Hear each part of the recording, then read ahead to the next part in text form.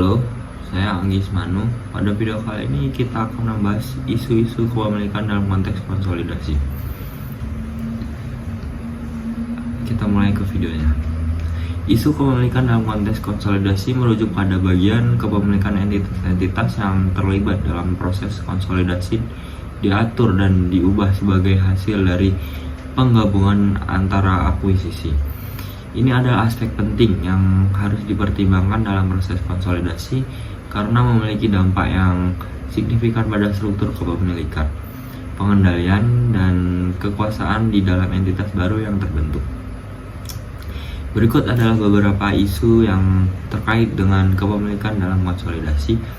Yang pertama ada isu pengendalian. Dalam proses konsolidasi, perubahan dalam kepemilikan dapat mengakibatkan perubahan dalam pengendalian entitas.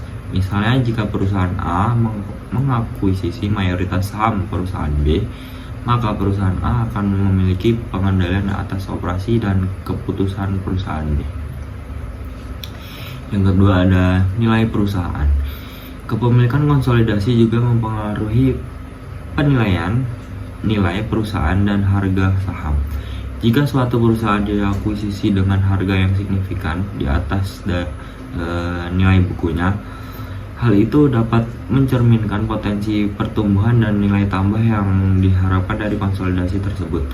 Sebaliknya, jika perusahaan diakuisisi dengan harga yang lebih rendah dari nilai bukunya, hal itu bisa memunculkan pertanyaan tentang nilai aset perusahaan tersebut.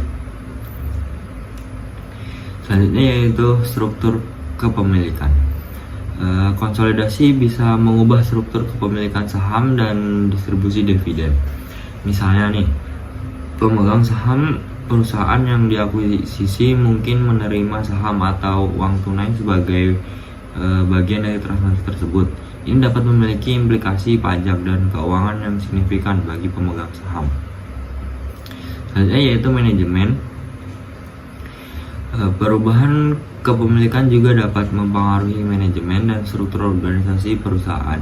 Dalam beberapa kasus, manajemen perusahaan yang diakuisisi dapat diganti oleh manajemen dari perusahaan yang mengakuisisi, atau struktur organisasi dapat diubah untuk mencerminkan integrasi yang lebih baik antara entitas-entitas yang terlibat. Dalam proses konsolidasi, penting untuk mempertimbangkan semua isu yang terkait dengan kepemilikan dengan cermat, termasuk implikasi keuangan, hukum, pajak, dan operasionalnya. Perencanaan yang matang dan evaluasi yang teliti dapat membantu memastikan bahwa konsolidasi berjalan lancar dan menghasilkan nilai tambah bagi semua pemangku kepentingan yang terlibat. Sekian pembahasan pada video kali ini. Terima kasih.